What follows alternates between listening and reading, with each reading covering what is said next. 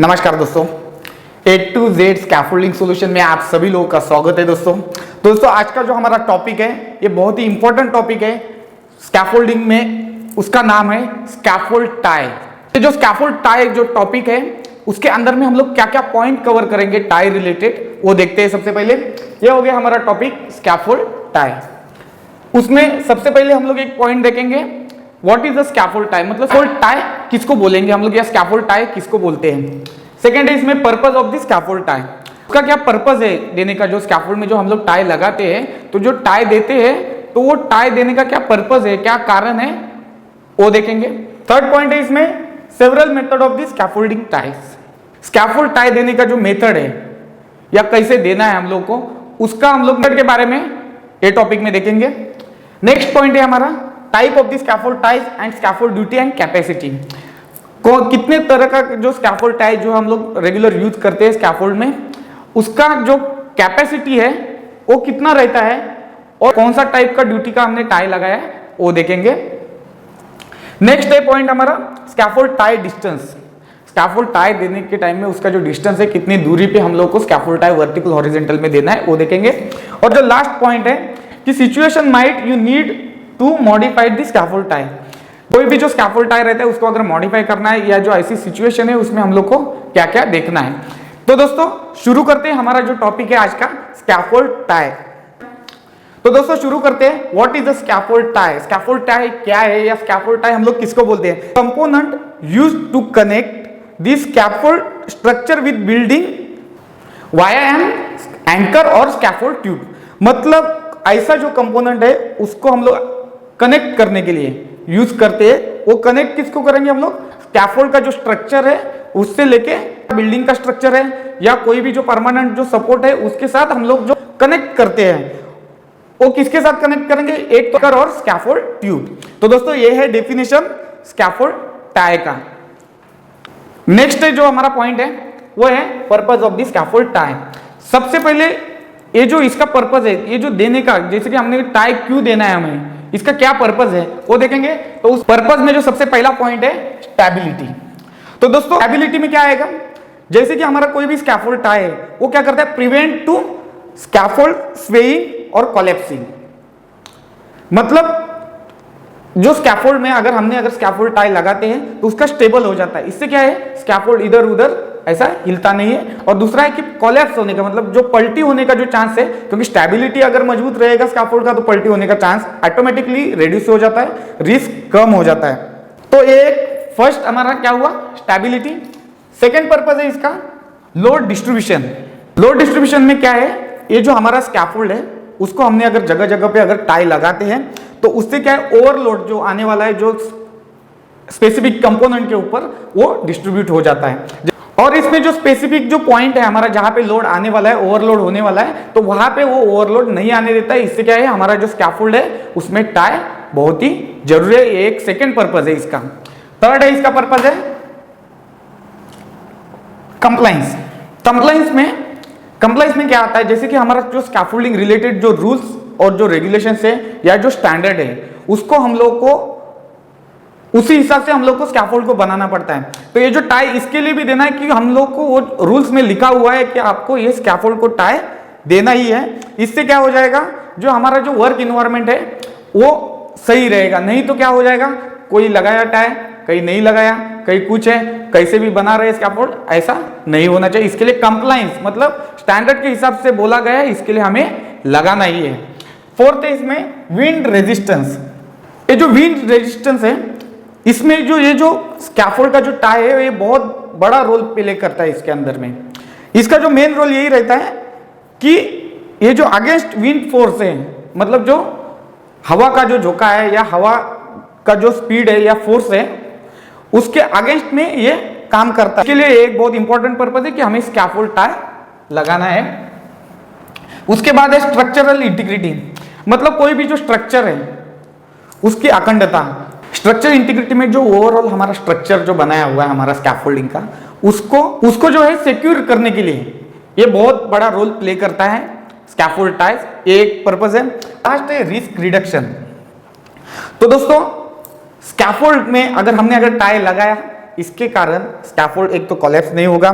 Second, जो construction site में जो इंसिडेंट और एक्सीडेंट होते हैं स्कैफोल्ड रिलेटेड, वो कम हो जाएंगे। रिस्क रिडक्शन के लिए, मतलब रिस्क को कम करने के लिए ये बहुत ही काम आता है स्कैफोल्ड टाई।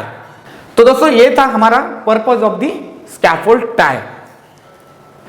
अभी नेक्स्ट पॉइंट है हमारा several method of the scaffold tie. क्या क्या मेथड है जो स्कैफोल्ड टाई लगाने का। टाइप हम लोग बाद में देखेंगे, लेकिन पहले मेथड होना मालूम होना चाहिए। कोई भी जो हम लोग स्कैफोल्ड टाई लगाते हैं उसको हम लोग को राइट एंगल कपलर से ही लगाना है। वो हो सकता है वर्टिकल मेंबर और हॉरिजॉन्टल मेंबर के साथ हम लोग को लगाना है। सेकेंड, इसमें जहां पर भी हम लोग स्कैफोल्ड टाई लगाएंगे, जो नोड पॉइंट है जहां पे हमारा वर्टिकल और हॉरिजॉन्टल जो कंपोनेंट है असेंबल होता है, वर्टिकल जो हमारा स्टैंडर्ड है और जो हॉरिजॉन्टल पाइप जो लेजर लगाया है उसमें, ये जहां पर भी क्लैंपिंग किया जाता है वो उसको नोड पॉइंट हम लोग जो बोलते हैं, वो नोड पॉइंट से 300 mm, कितना 300 मतलब 300 mm से दूरी पे कोई भी स्कैफोल्ड टाई नहीं होना चाहिए, उसके अंदर में ही होना चाहिए। जैसे ये वर्टिकल है हमारा, ये हॉरिजॉन्टल पाइप है, तो यहाँ पर जो क्लैंप लगाया हमने, जैसे कि ये वर्टिकल पाइप हो गया, ये हॉरिजॉन्टल हो गया। अगर ये हॉरिजॉन्टल पाइप है तो ये अगर हमारा नोड पॉइंट हो गया, यहां से 300 mm के अंदर में, यहां पर भी या यहां पर भी 300 mm के अंदर में ही हम लोग को स्कैफोल्ड टाई को लगाना है, उसके दूर नहीं लगाना है, क्योंकि वो लोड नहीं ले पाएगा उतना जितना नोड पॉइंट में उसका कैपेसिटी बनता है। एक पहला रीजन है कैपेसिटी का। कभी भी हम लोग एक बात ध्यान रखना है, जहां पर भी स्कैफोल्ड टाई लगाना है तो जहां पे हम लोग लगाने वाले, हो सकता है वो बिल्डिंग हो या कोई परमानेंट स्ट्रक्चर हो या कहीं पर भी जहां लगाने वाले, उसको हम लोग को इंश्योर करना है कि वो सही है, वो उतना कैपेसिटी ले सकता है, उतना लोड उसका उतना कैपेसिटी है, उतना लोड वो ले सकता है या नहीं है, ये बात ध्यान रखना है। दूसरा है जो टाई किया हुआ और जो स्कैफोल्ड का जो ट्यूब है, टाई ट्यूब है, उससे वो जो स्कैफोल्ड है जहां हम लोग लगाने वाले हैं उसका जो कनेक्शन है उसका कैपेसिटी देखना है। थर्ड है इसमें जो स्कैफोल्ड का जो टाई ट्यूब है और जो हमारा बिल्डिंग है उसका हम लोग को कैपेसिटी देखना है, और जो कनेक्शन से, ये तीनों जो कनेक्शन है इसका कैपेसिटी हम लोग को देखना है, तभी हम लोग स्कैफोल्ड को टाई करना है या जो स्कैफोल्ड टाई लगाना है वो टाइम में ये तीन बातें हम लोग को ध्यान रखना है। तो ये था हमारा स्कैफोल्ड टाई का मेथड, तो ये बात को ध्यान रखना है। नेक्स्ट हमारा पॉइंट है type of the scaffold ties, duty and capacity. बहुत सारा अलग अलग टाइप का जो टाई है, हम लोग इतना ही टाई देखेंगे, टाई का टाइप देखेंगे जितना हम लोग बेसिकली जो यूज कर सकते हैं या यूज किए हैं या यूज करेंगे तो हम लोग को इजी रहेगा और अच्छे से यूज कर सकते हैं। सबसे पहले है इसमें रैकर टाई। अब ये जो रैकर टाई मतलब क्या है, आप यहाँ पर ये फोटो आपको यहाँ पर एक पिक्चर दिख रहा होगा, ये जो हमारा स्कैफोल्ड है और उसको हम लोगों ने बैक साइड से सपोर्ट दिया हुआ है। जैसे कि ये हमारा स्कैफोल्ड का स्ट्रक्चर है और उसको यहां से ऐसा सपोर्ट दिया गया है, उसको हम लोग रैकर बोलते हैं। तो ये रैक जैसा बनाया हुआ है, तो इसको हम लोग जब भी हम लोग देंगे तो वो जो है आप यहां पर भी देख सकते हैं, देने के टाइम में ये तो हमारा जो बेस है जहां पर हमने दिया हुआ है, आप यहां पर भी देख सकते हैं। उसके बाद ये जो ट्यूब है इसको एक तो हमारा जो आउटर का जो स्कैफोल्डिंग का जो साइड रहता है उसके साथ कनेक्ट करके जो इनर वाला है ऊपर में, यहां पर मतलब ये कैसे हो गया, यहां से ये कंडीशन में हम लोग देख सकते हैं। इससे क्या हो जाएगा, ये इसका जो है स्टेबिलिटी इंक्रीज होने के लिए हेल्प हो जाएगा, इससे हमारा जो स्कैफोल्ड है वो गिरेगा नहीं। सेकेंड, इसी में ही एक अलग टाइप है। अभी हमने क्या किया, अंदर और बाहर दोनों साइड कनेक्ट करके ये टाई दे दिया, ये रैकर को फिक्स किया। सेकेंड है इसमें आप डायरेक्ट बाहर में ही इसको कनेक्ट कर सकते हैं, और ये बेस आपने देखा ही होगा। तो इसको क्या होता है, अगर ऐसा डायरेक्ट हम लोग अगर ये ट्यूब कनेक्ट करते हैं तो इसके बीच में 6 मीटर का अगर ट्यूब है या 4 मीटर का भी होगा, तो ये जो बीच में है ये जैसे कि ये सैगिंग होता है बाद में, मतलब दब जाता है ऐसे। इसके लिए हम लोगों ने इसको स्ट्रेंथ आने के लिए, ज्यादा स्ट्रेंथ होने के लिए, इसका जो स्ट्रेंथ है वो बढ़ाने के लिए हमने यहां से एक कनेक्ट करके क्लैंप कपलर को फिक्स किया। तो ये कितना है, 1 2 3, ये मिनिमम 3 कपलर के साथ हम लोग को रैकर टाई को प्रोवाइड करना है कोई भी स्कैफोल्ड में। और जो रैकर टाई है, आप लोग फिर से एक बार देख लेना, ये एक कनेक्शन हो गया अंदर का, ये दूसरा बाहर का, और एक जो बेस में, और एक देख लेना ये बेस का जो हमने सेंटर में जो ट्यूब कनेक्ट किया, क्योंकि इसका स्ट्रेंथ बढ़ाने के लिए, और ये आउटर का, मतलब मिनिमम 3 प्लेस इसको सिक्योर करना है। ये है रैकर टाई, इसको ध्यान रखना है। इसको हम लोग स्कैफोल्डिंग के आउटर साइड से ज्यादातर लगाते हैं, लेकिन इसको जो है, इसको हम लोग ज्यादातर 6 मीटर तक ही इसको यूज करना है। उससे ज्यादा हाइट है तो हम लोग को यूज नहीं करना है, क्योंकि इसे जो एक्सटेंड किया हुआ जो स्कैफोल्ड है, वो ये जो टाई है रैकर टाई, इसका लोड नहीं ले पाएगा। तो इसका कैपेसिटी कितना होता है ये बहुत इंपॉर्टेंट है। रैकर टाई जो रहता है, इसका जो है, इसको वेरी लाइट ड्यूटी में ही कंसीडर करते हैं, और इसका जो कैपेसिटी है 270 kg। इसका जो ये रैकर है, इसका एक का कैपेसिटी है 270 kg। इसको वेरी लाइट ड्यूटी का भी टाई बोलते हैं। सेकेंड है हमारा इसमें लिप्स टाई। अभी ये जो लिप्स टाई मतलब क्या है, ये है ये एल शेप में रहता है, जैसे कि ये हमारा वॉल हो गया और उसके बाजू में ये हमारा स्कैफोल्ड है।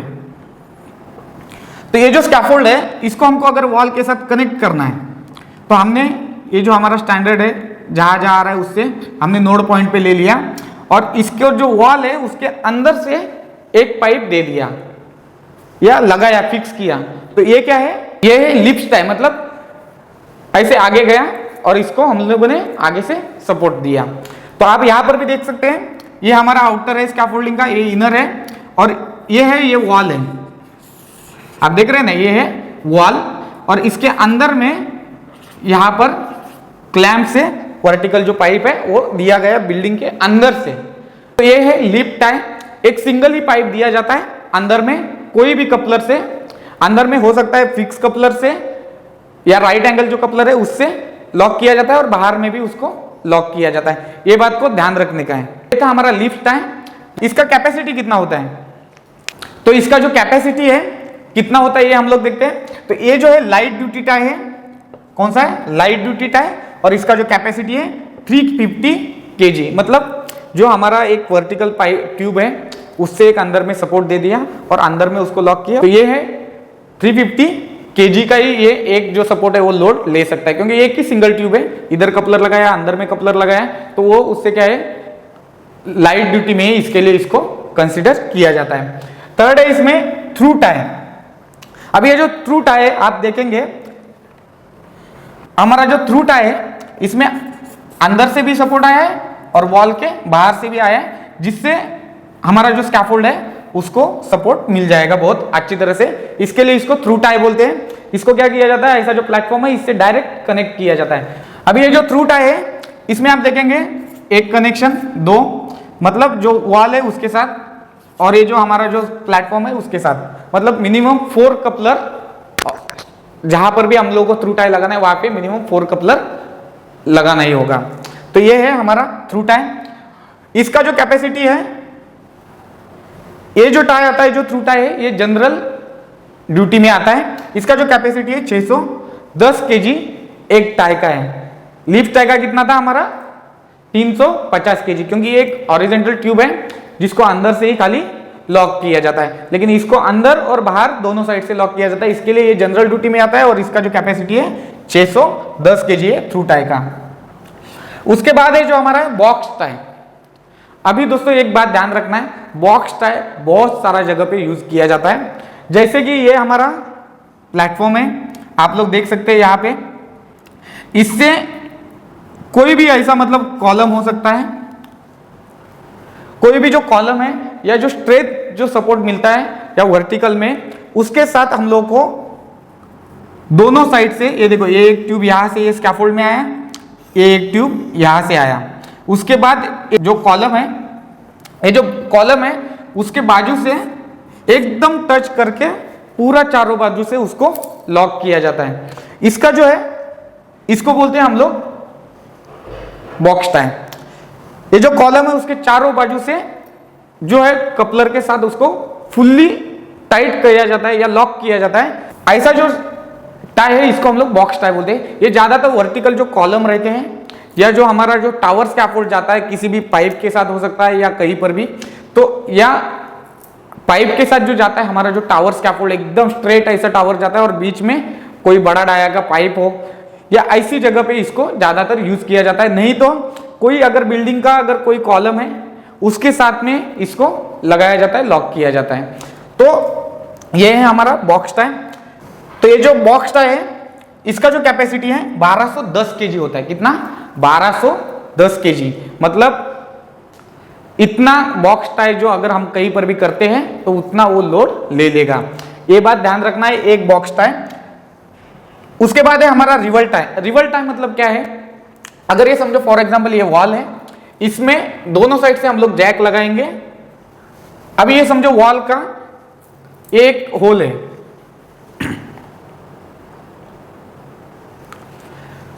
अभी ये रिवल टाई में क्या होता है? अभी ये रिवल टाई में क्या होता है?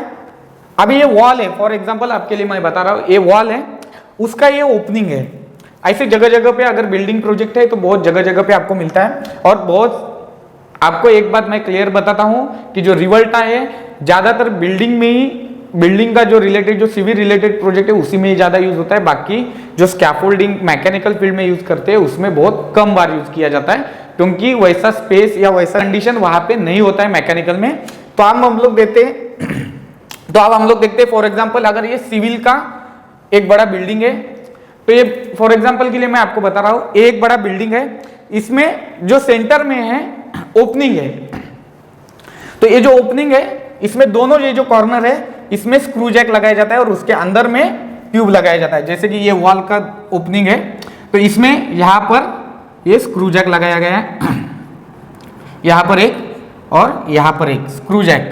ठीक है, तो इससे क्या हो जाएगा, ये घूमने के लिए हेल्प होता है। स्क्रू जैक इसके लिए लगाना है क्योंकि वो टाइट करने के लिए आसान रहेगा। और उसमें ये जो है, ये बीच में ये जो स्कैफोल्डिंग ट्यूब को लगाया जाता है, तो उससे क्या है, दोनों साइड से अगर टाइट कर देंगे तो वो जो ट्यूब है वो निकलेगा नहीं बाहर।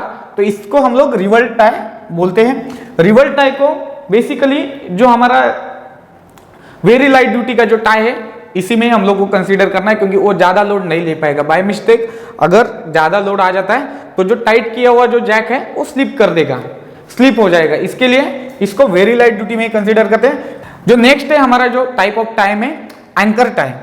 तो दोस्तों ये जो एंकर टाई है, अलग अलग टाइप के जो एंकर फास्टनर्स है या अलग अलग टाइप के जो हुक है जिसको लगाया जाता है, अलग अलग टाइप के जो एंकर है जिसको हम लोग लगाना है, या एंकर फास्टनर्स भी है वो भी यूज होते हैं। तो इसको क्या है हम लोग ज्यादा डिस्कस नहीं करेंगे, क्योंकि एंकर फास्टनर अगर कहीं पर भी लगाना है तो हम लोग को उसमें क्या क्या है, वो जो बिल्डिंग है किससे बना हुआ है, कंक्रीट कौन सा है या ब्रिक्स है तो ब्रिक्स का कैपेसिटी कितना है, ये सब हम लोग को कंसीडर करना पड़ता है उसमें। इसके लिए हम लोग उसके बारे में ज्यादा डिस्कस नहीं करेंगे। अगर आपको ये जो एंकर टाई है उसके बारे में अगर स्पेसिफिकेशन, अगर आपको इंफॉर्मेशन चाहिए तो NAC UK TG4, NAC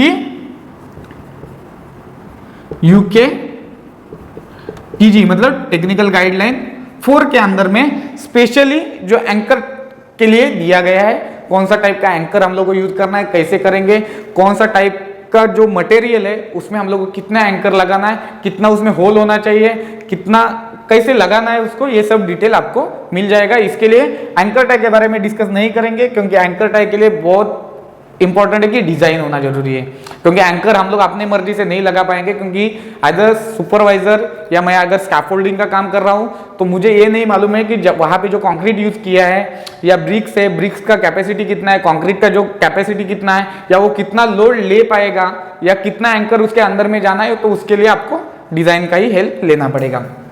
उसके बाद जो नेक्स्ट पॉइंट है हमारा स्कैफोल्ड टाई जो डिस्टेंस है। अभी हमने स्कैफोल्ड टाई देखा ना, यहाँ अलग अलग जितना भी टाई देखा तो उसका कितना डिस्टेंस पे हम लोग को देना है। एक बेसिक बात ध्यान में रखना है, वर्टिकल और हॉरिजॉन्टल में 4 मीटर वर्टिकल में, जैसे कि ये अगर हमारा स्कैफोल्ड है, अगर यहाँ पर 4-4, यहाँ पे कितना समझो 4 मीटर हो रहा है, यहाँ पे 4 मीटर हो रहा है, या ऐसे भी अगर हॉरिजॉन्टल में यहाँ पे 4 मीटर हो रहा है और यहाँ पे 4 मीटर हो रहा है, तो हम लोग को वर्टिकल में 4-4 मीटर पे देना है और हॉरिजॉन्टल में भी 4-4 मीटर पे स्कैफोल्ड का टाई लगाना है। ये मैं बेसिक एक बात बता रहा हूं, मतलब 16 स्क्वायर मीटर, मतलब 4 मीटर वर्टिकल और 4 मीटर हॉरिजॉन्टल, मतलब 16 स्क्वायर मीटर में हम लोग को स्कैफोल्ड का टाई लगाना है। तो टाई का जो स्पेसिंग है तभी चेंज कर सकते हैं जब हमारे पास कोई डिजाइन हो, तो डिजाइन के हिसाब से हम लोग कहीं पर भी अगर स्कैफोल्ड बनाते हैं तो उन लोगों के डिजाइन के हिसाब से जहां जहां बोला है वहां पर ही देना है। डिजाइन के बारे में और एक बात ध्यान रखना, अगर डिजाइन जहां पर भी बोलता है हम लोग को वहां पर ही स्कैफोल्ड का टाई देना है। अगर स्कैफोल्ड आप डिजाइन के हिसाब से अगर बना रहे हैं तो, क्योंकि डिजाइन के हिसाब से जो स्कैफोल्ड रहता है उसमें ये जो बेसिक है 4x4 का जो फॉर्मूला है ज्यादातर यूज नहीं किया जाता है। वो डिजाइन मतलब कौन सा मटेरियल है, मैंने बताया ना जैसे कि एंकर टाई के लिए तो कौन सा मटेरियल है, कौन सा ये, तो उसी हिसाब से वो लोग, हो सकता है डिजाइन वाला बोले नहीं 2-2 मीटर में दे दो, तो हम लोग को लगाना पड़ेगा, क्योंकि डिजाइन फाइनल है, इसमें उसके आगे में कोई नहीं है। क्योंकि अगर कुछ भी बाय मिस्टेक अगर कोई इंसिडेंट एक्सीडेंट हो जाता है तो बाद में डिजाइन के हिसाब से आपने बनाया है करके आप बता सकते हैं। आपने तो बना दिया, डिजाइन ने बोला था 3.5 पे लगाना है, आपने बोला नहीं मैं 4 मीटर और 4 मीटर पे ही लगा दूंगा, 4 मीटर पे ही मैं लगा दूंगा, नहीं है, नहीं चलेगा, क्योंकि डिजाइन बोला है वही उसी हिसाब से हम लोग को करना है। क्योंकि डिजाइन जब बनता है तब वो टाई कहाँ लगने वाला है, मैंने जैसे बताया आपको, या टाई किसके साथ लग रहा है, या टाई कौन सा पाइप से, ट्यूब से या क्लैंप से दे रहे हो, ये सब भी बात उसमें कंसीडर किया जाता है। लेकिन एक बात ध्यान रखना basic, 4 meter vertical, 4 meter horizontal में, हर एक 4 मीटर में हम लोग को स्कैफोल्ड टाई देना है। जो मॉडिफाई जो स्कैफोल्ड करते हैं, मतलब हम लोग जहां पर भी कौन कौन सा सिचुएशन में हम लोग को मॉडिफाई करना पड़ता है स्कैफोल्ड, जैसे कि कोई अगर स्कैफोल्ड में अगर कोई ड्राइंग में रिवीजन आ गया तो हम लोग को चेंज करना पड़ता है। सेकेंड है अल्टरनेट टाई लोकेशन, जैसे कि अभी ये जो टाई लोकेशन मैंने बताया 4 मीटर 4 मीटर, तो अभी ये जो है हम लोग को हर एक 4 मीटर में ऐसे सीधा भी नहीं, कोई अल्टरनेट भी बोल सकता है करने के लिए आपको। आपने 4 मीटर यहाँ दिया तो 4 मीटर पे यहाँ पे, तो यहाँ पे, तो ये सब जो है वो टाई लोकेशन है, उसी हिसाब से हम लोग को चेंज करना पड़ता है या मॉडिफाई करना पड़ता है या अपने हिसाब से उसको लगाना पड़ता है। थर्ड है इसमें पॉइंट हैंडलिंग लोड चेंजेस, कि जैसे कि हो सकता है जो हमने स्कैफोल्ड बनाया है अभी उसमें कहीं पर भी ऐसे लगता है कि यहाँ पे ये जो लोकेशन है यहाँ पे ज्यादा लोड आ रहा है। अभी जो स्कैफोल्ड का जो लोड डिस्ट्रीब्यूशन होता है तो हम लोग को देखने से ही पता चलता है कि भाई कहाँ लोड कितना आ रहा है या कैसे आ रहा है या कहाँ पे आएगा, तो उसी हिसाब से हम लोग अपने हिसाब से भी उसमें हैंडलिंग कर सकते हैं, जो भी चेंजेस है या मॉडिफाई कर सकते हैं। जैसे कि हमने पहले तो यार ये सीधा सीधा लगाया ये टाई, बाद में यार आपको लगा यार नहीं ये सीधा सीधा है तो इसमें ज़्यादा लोड नहीं ले पाएगा, तो क्योंकि ये पूरा का पूरा ये फ्री हो रहा है, तो हमने क्या किया ये यहाँ पे लगाया, ये यहाँ पे, तो उसी हिसाब से हम लोग को लगाना है। उसके बाद है वेदर कंडीशंस, जैसे कि कोई ज़्यादा हाइट का स्कैफोल्ड है 80 मीटर 90 मीटर है, वो टाइम में भी यही सोचेंगे भाई 4 मीटर वर्टिकल बोला है 4 मीटर हॉरिजॉन्टल बोला है, नहीं, वो टाइम में हम लोग क्या सोचेंगे जहां जहां सपोर्ट मिल रहा है हम लोगों को वहां टाई कर देंगे, क्योंकि ज्यादा विंड स्पीड रहता है या जो वेदर कंडीशन है, ज्यादा बारिश हो सकती है या कुछ भी है, तो जितना हम लोग टाई दे देंगे, जितना हम लोग उसको लॉक करेंगे अच्छे से, उतना हम लोग के लिए बढ़िया रहता है। जो मेंटेनेंस और रिपेयर, अगर कोई मेंटेनेंस आ गया या रिपेयर आ गया या हो सकता है कि हम लोग मॉडिफिकेशन किया, तो वो टाइम में हम लोग को, जैसे कि यहाँ पर हमने टाई लगाया और हमारा काम भी यहाँ पर आ रहा है, तो हम क्या करेंगे उसको बाजू में देके जो इधर वाला जो टाई है उसको थोड़ा सा उसी हिसाब से हम लोग मैनेज करेंगे, एडजस्ट करेंगे। लेकिन 4/4 जो है हमारा रेशो वो होना ही चाहिए। हो सकता है इधर से इधर किया तो एक ए साइड में भी एक एडिशनल टाई दे दिया, अगर जहाँ पे हमारा ये पॉइंट है समझो, तो यहाँ पर अगर हमारा मॉडिफिकेशन आ रहा है तो हमने एक टाई इधर दे दिया, एक उसके अपोजिट, मतलब दोनों साइड से टाई दे दिया और बीच वाला जो टाई था वो खोल दिया, तो वो भी चल जाएगा। तो ये है सिचुएशन से, ये सिचुएशन में हम लोग को टाई को चेंज करना पड़ता है, या लोकेशन हो सकता है या उसका जो कंडीशन है या जो मॉडिफाई करना पड़ता है, तो ये बात को हम लोग को ध्यान रखना। तो दोस्तों ये था आज का हमारा टॉपिक। फिर एक बार रिवाइज करते हैं कि क्या क्या हमने देखा। एक, what is the definition of the scaffold tie, scaffold tie का डेफिनेशन देखा हम लोग, स्कैफोल्ड टाई किसको बोलते हैं, पर्पस देखा उसका। उसके बाद जो सेवरल मेथड है, जो स्कैफोल्ड टाई का जो मेथड है, कैसे लगाना है हम लोग को, क्या क्या करना है, क्या नोड पॉइंट होता है, या उसके बाद जो उसका कैपेसिटी है, बिल्डिंग का कैपेसिटी, जो स्कैफोल्ड का कैपेसिटी, जो कनेक्शन ट्यूब है उसका कैपेसिटी, ये सब देखा इसमें। Type of the scaffold tie में रैकर टाई देखा, लीप टाई देखा, थ्रू टाई देखा, बॉक्स टाई देखा, रिवल टाई देखा, एंकर टाई देखा। तो ये है अलग अलग टाइप का जो टाई है वो देखा, उसका कैपेसिटी भी हमने देखा। उसके बाद ये जो टाई का जो डिस्टेंस रहता है वो कितना होना चाहिए वो देखा। और हम लोग को जो स्कैफोल्ड टाई है वो कभी कभी कब हम लोग जो मॉडिफाई करते हैं या जो कौन सा सिचुएशन में चेंज करते हैं या कैसे करना है हम लोग को हर एक सिचुएशन में, तो उसके बारे में हम लोगों ने जानकारी लिया है। तो दोस्तों ये था आज का हमारा टॉपिक स्कैफोल्ड टाई। धन्यवाद दोस्तों।